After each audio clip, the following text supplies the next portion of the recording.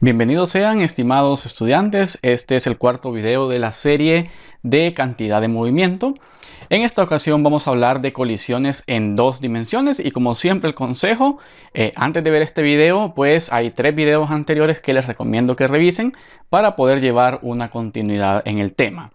Entonces, ahora sí, hablando de colisiones o choques en dos dimensiones, pues tenemos que pensar inmediatamente en la conservación de la cantidad de movimiento. Y es que sabemos que si el sistema es aislado, pues la cantidad de movimiento inicial debería de ser igual a la cantidad de movimiento final. Pero en este caso tenemos que recordar algo, y es que la cantidad de movimiento en realidad es un vector. Por lo tanto, inclusive podría ser escrito en componentes, un componente x en la dirección de x más un componente de cantidad de movimiento en y, pues en la dirección de y. ¿Y en qué caso vamos a aplicar la cantidad de movimiento como vector? Pues justamente en las colisiones en dos dimensiones. Y esto significa entonces que tenemos que hacer una conservación de la cantidad de movimiento tanto en X como en Y.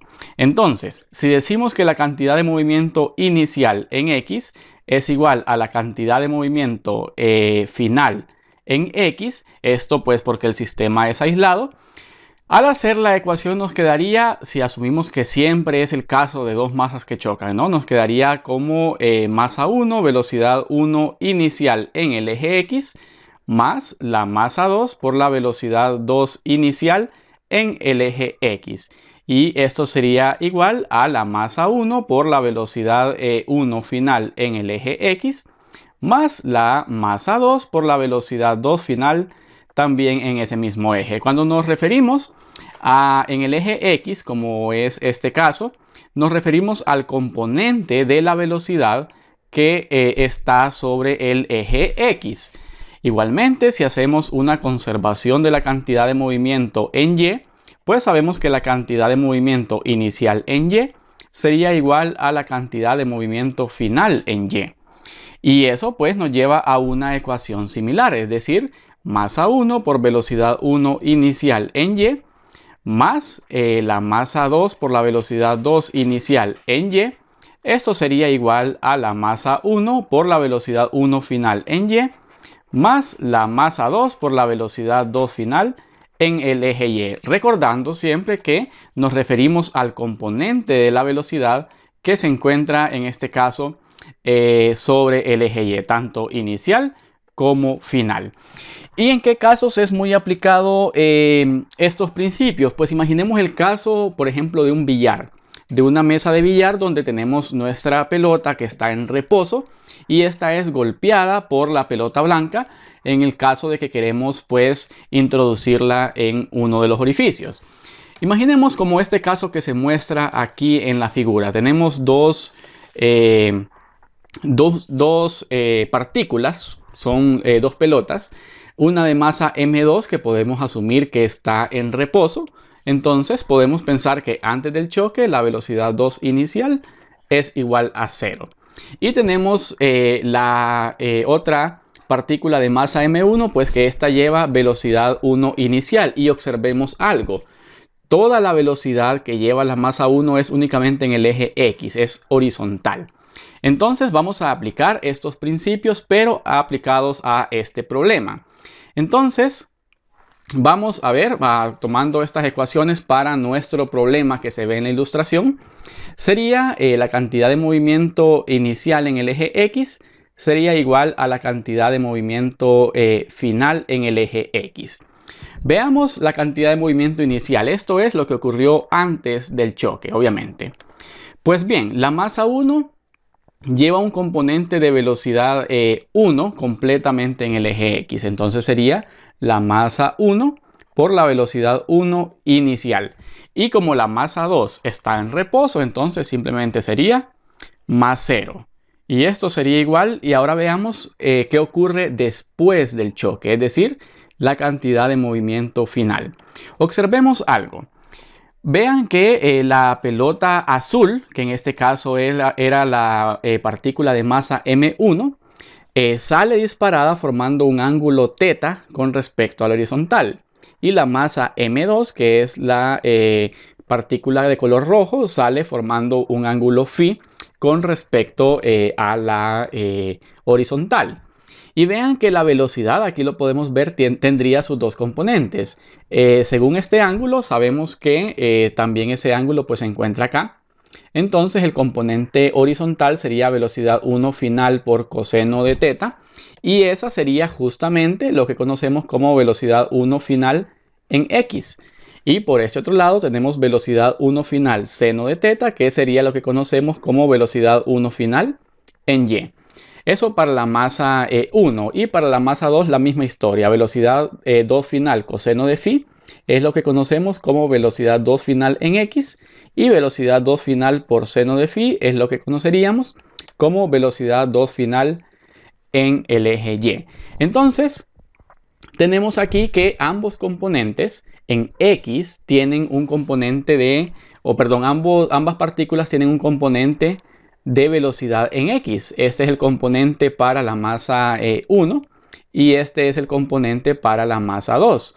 Entonces, si hay componente de velocidad, obviamente hay componente de cantidad de movimiento. Entonces, aquí sería la masa 1 por el componente de la velocidad en el eje X, que lo tenemos aquí, así que sería por velocidad 1 final multiplicado por el coseno de teta.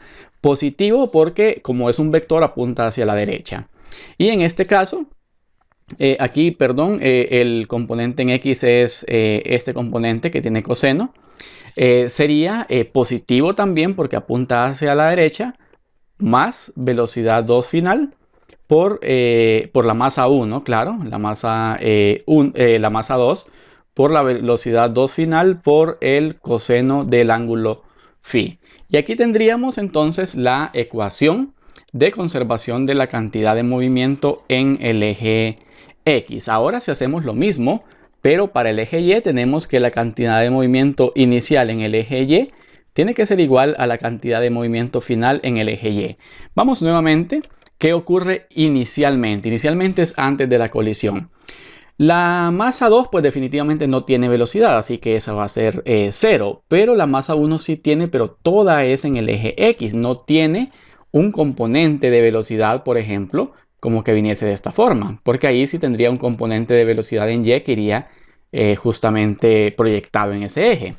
Entonces sí tiene velocidad, pero no es en el eje Y, o sea, no hay componente de velocidad inicial en el eje Y. Así que ya que ninguno de los dos tiene componente de velocidad inicial en el eje Y, aquí sería igual a 0 para ambos. Y esto sería igual. Y en este caso, sí, tenemos el componente de la velocidad final en Y para la masa M1, que sería entonces la masa 1 por la velocidad 1 final por el seno de teta. Positivo porque el vector, observen que va apuntando hacia arriba, pero en este caso la velocidad 2 final en Y apunta hacia abajo. Es un vector que va hacia abajo, así que sería menos la velocidad, la masa 2 primero, ya que hablamos de cantidad de movimiento, la masa 2 por la velocidad 2 final por el seno del ángulo phi. Y aquí pues ya tenemos la segunda ecuación para nuestro problema. Obviamente tenemos que tener información suficiente para hacer un despeje adecuado. Siempre recordemos que si el choque es elástico, nos facilita todavía un poco más la ecuación. Y es que cuando el choque es elástico, que recordemos que en un choque elástico la energía se conserva. Entonces podemos obviamente hacer una conservación de la energía para nuestro problema.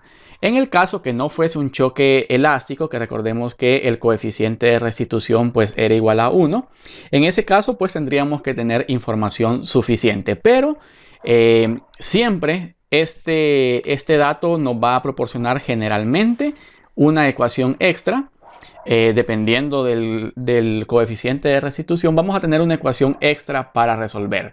Y aquí pues nos va a quedar simplemente resolver un sistema de ecuaciones y encontrar lo que se nos esté pidiendo. Pero en principio, si encontrásemos, por ejemplo, cuál es la velocidad, si lo que nos piden es cuál es la velocidad final de la masa M2.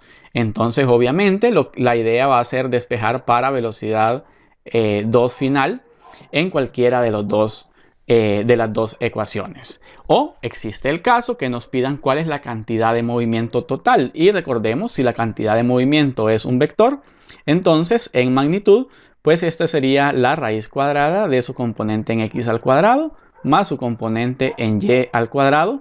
Y pues eso vamos a tenerlo siempre en mente. Recordando que lo que tenemos aquí, velocidad 1 final por seno de teta, en todo caso, es lo que le conocemos como velocidad 1 final en y. Y esta sería la velocidad 2 final en y. Aquí esta sería la velocidad 2 final en x y así sucesivamente. En el caso que queramos encontrar una velocidad final, por ejemplo, sería la raíz cuadrada de su componente en x al cuadrado más su componente en y al cuadrado de velocidad final, claro está. Así que podemos tomar como referencia este video y como siempre espero que les haya sido de utilidad. Muchas gracias.